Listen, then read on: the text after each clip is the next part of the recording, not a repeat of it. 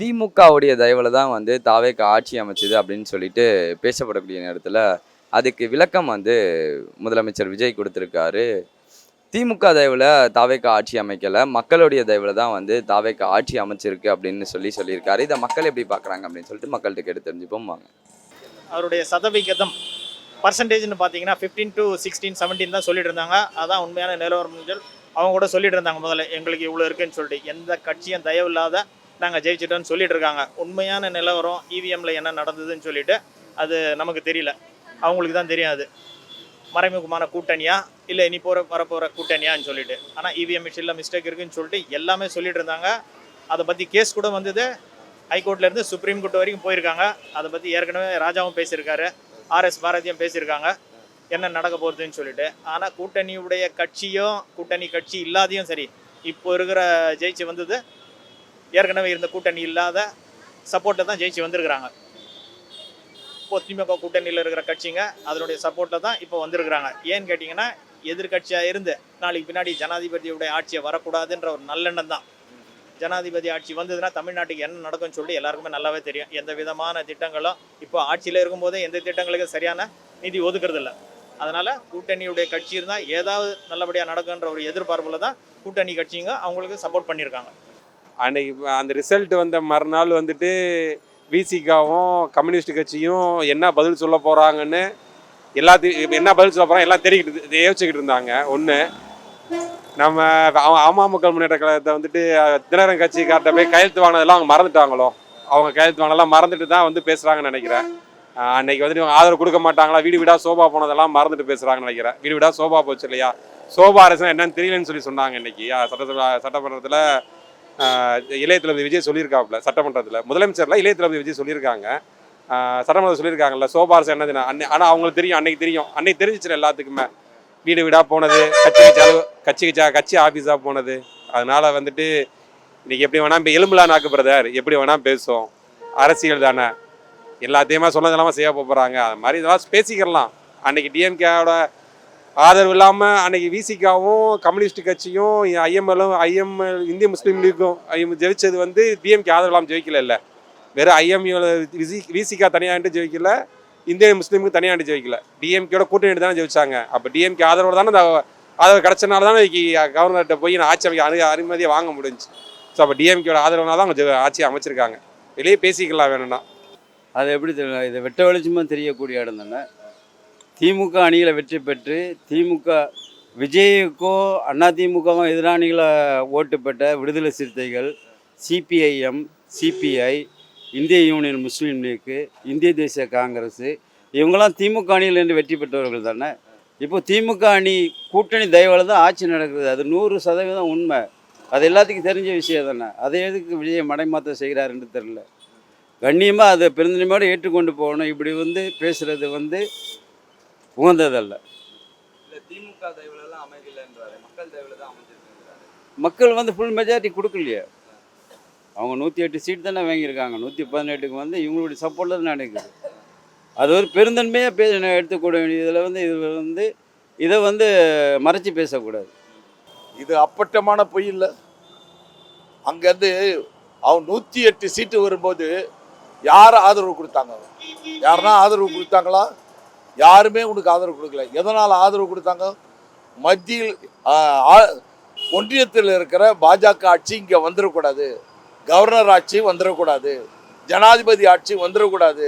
ஒரே அடிப்படையில் தான் உனக்கு அங்கே 4 கட்சிங்க ஆதரவு கொடுத்தாங்க. 8 பேர், ஒவ்வொரு கட்சியில் 2 பேர் இருந்துக்கிட்டு 8 பேர் ஆதரவு கொடுத்தாங்க. காங்கிரஸ் ஆதரவு கொடுத்தாங்க.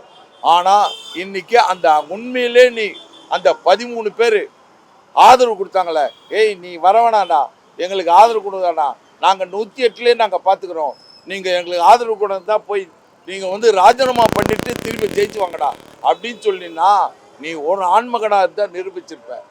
ஆனால் நீ அதுதான் இல்லையே. வந்தவனெல்லாம் சேர்த்துக்கின சோஃபா மாடலு இதுவரையிலும் எந்த காலத்தில் இந்த புஷ்பா படத்தில் தான் நாங்கள் பார்த்துருக்கோம். அந்த மாடலை ஒரிஜினலாக காட்டின ஒரே ஹீரோயின் நீ தான். ஹீரோயின் இன்னைக்கு 0 ஆயிருக்க. அதாவது திமுகக்கு வாக்களித்தவங்களும் மக்கள் தான், அண்ணா திமுகக்கு வாக்களித்தவங்களும் மக்கள் தான், டிவிகேக்கு வாக்களித்தவங்களும் மக்கள் தான். இப்போ நான் என்ன கேட்குறேன்னா, அந்த கம்யூனிஸ்ட் கட்சி, திருமாவளவன், விசிகா அவங்களாம் வந்து யாரோட கூட்டணியில் இருந்தாங்க? இந்தியன் முஸ்லீம் லீக்லாம் யாரோட கூட்டணியில் இருந்தாங்க? அப்போது திமுகவோட கூட்டணி நின்று ஜெயிச்சுட்டு அவங்க வந்து தனி சின்னத்தில் இருந்து ஜெயித்தாங்க. ஸோ அதனால் வந்து போகிறேன் அப்படின்னும் போது எங்கள் பிஜேபி ஆட்சி இங்கே வந்துடக்கூடாதுன்றதுனால நம்ம தலைவர் என்ன சொல்லியிருப்பாங்கன்னா, உங்களோட கருத்து, உங்களோட தனிப்பட்ட சுதந்திரம்னு சொல்லி தான் அனுப்பியிருக்காங்க. அவங்க யாரையும் நீங்கள் போகாதீங்கன்னு தடுக்கலை, இந்த மாதிரி எதுவுமே வந்து முட்டுக்கட்டும் வைக்கலை. அப்போ திமுக தயவில் தான் ஆட்சி அமைச்சிருக்குன்றீங்களா? இது வந்து எப்படி சொல்கிறது, தயவுன்னு இல்லாமல் அந்த ஓட்டு வந்து தாவேக்கா வேணான்னு சொல்லி ஓட்டு போட்டவங்க தானே. அப்போ இதை நம்ம எப்படி எடுத்துக்கிறது, நீங்கள் சொல்லணும். இப்போ சிவி சண்முகம், அதாவது அந்த கம்யூனிஸ்ட் இருக்கார் பாருங்க தலைவர் சண்முகம், அவரே சொல்கிறாரு எங்கள் தெய்வால தான் நீங்கள் ஆட்சி அமைச்சிங்கன்ட்டு. அதேமாரி முஸ்லீம் லீக்கில் இருக்கார் பாருங்க, அவரே சொல்கிறாரு எங்கள் தெய்வால தான், அதாவது திமுக தெய்வாலன்னாங்க ஆட்சிக்கு வந்தோம், அதை கழிச்சோம், நீங்கள் ஆட்சிக்கு வந்ததே இதனால தான் அப்படின்ட்டு அவங்களே சொல்லும்போது அப்புறம் இவர் சொல்கிறதுக்கு என்ன ஆகுது? திமுக தயவில் ஆட்சி அமைச்சிருக்குதுன்னு இவங்க ஏன் சொல்கிறாங்கன்னா, இப்போ திமுக கூட்டணியிலேருந்து ஜெயிச்ச எம்எல்ஏங்க தான் வந்து இப்போ இருக்கிற விஜய் கட்சியுடைய ஆட்சி அமைகிறதுக்கு ஆதரவு கொடுத்துருக்குறாங்க. ஒரு சிலர் வந்து கம்யூனிஸ்ட் இயக்கங்க வந்து வெளியிலேருந்து ஆதரவு கொடுக்குறாங்க. விடுதலை சிறுத்தை காங்கிரஸ்லாம் வந்து ஆட்சியிலே பங்கேற்று ஆதரவு கொடுத்துக்கிறாங்க. இப்போ இவங்கெல்லாம் வந்து திமுக கூட்டணியிலேருந்து தேர்தலில் போட்டி போடும்போது விஜய் வேணான்ற ஓட்டுங்க தான் வந்து இந்த கூட்டணி அலைன்ஸுக்கு விழுந்திருக்கும்.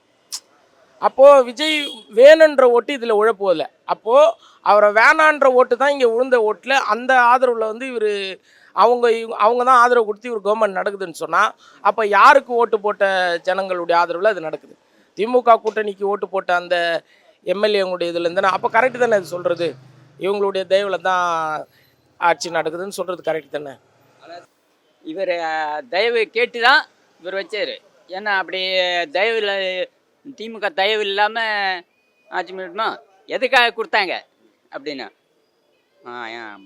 அங்கே பிஜேபியோட இது அப்படின்றாலும் போகட்டும், இங்கே மறுபடியும் ஒரு தடவை இது பண்ணதுக்கே எடப்பாடி மேலே சவாரி பிஜேபி பண்ணாங்க. இப்போ இவர் இதை மேலே பண்ணக்கூடாதுன்றதுக்காக தான் இவங்க ஐஎம்யூ இவர் விடுதலை சிறுத்தைகள், கம்யூனிஸ்ட் கட்சி இவங்க எல்லாம் ஆதரவு கொடுத்தாங்க. தலைவர் முன்னாள் முதல்வர் இது பண்ணி ஆதரவு கொடுத்தாங்க.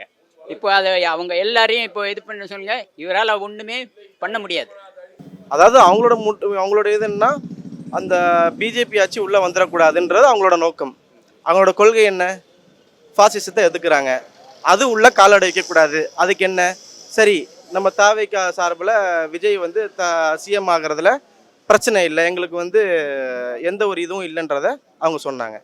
இல்லை அது வந்து அது கரெக்டுங்க. அதாவது ஜனநாயகத்தில் அவங்கவுங்க கட்சிக்கு அவங்களுடைய நிலைப்பாடு, யாரை வந்து அப்படி சொல்ல, நம்ம வந்து கட்சி ரீதியாக இதை சொல்ல, எதிர்ப்பான ஓட்டுங்க. இப்போ விஜய் வேணான்ற ஓட்டுங்க தானே திமுக கூட்டணிக்கு விழுந்திருக்கும். அப்போது அவருக்கு எதிர்ப்பாக விழுந்த ஓட்டு, அந்த ஓட்டில் ஜெயிச்சவங்க தான் இந்த எம்எல்ஏங்களாம். இவங்க தனிப்பட்ட முறையில் காங்கிரஸாக இருக்கட்டும், கம்யூனிஸ்டாக இருக்கட்டும், இல்லை விடுதலை சிறுத்தை, அந்த கட்சி அவங்களுக்கு உரிமை இருக்குது. யாருக்கு ஆதரவு கொடுக்கணும் கொடுக்கக்கூடாதுன்னு சொல்கிறதுக்கு அவங்களுக்கு உரிமை இருக்குது. அவங்க அதனுடைய நிலைப்பாடில் அவங்க போயிருக்கிறாங்க. நம்ம அதை வந்து தப்புன்னு சொல்ல, அது கரெக்டு தான். ஆனால் நான் சொல்கிற கான்செப்ட் என்னென்னா, அவங்க எந்த கூட்டணியில் நின்று ஜெயித்தாங்க, தேர்தலை சந்தித்தாங்க. விஜய் நின்னார், ஏடிஎம்கே நின்று, திமுக கூட்டணி நின்றுது. திமுக கூட்டணிக்கு ஓட்டு விழுதுன்னா அது விஜய் வேணாம், ஏடிஎம்கே கூட்டணி வேணான்றவங்க மட்டும்தான் இங்கே போட்டிருப்பாங்க. அப்போ இந்த கூட்டணியிலேருந்து ஜெயிச்சாங்க யார் போனாலும் இவங்களுடைய ஓட் ஷேரிங்கில் தான் நாங்கள் போய் நிற்கிறாங்க. அந்த கான்செப்டில் பார்க்க போனால் திமுக சொல்கிறது கரெக்ட்.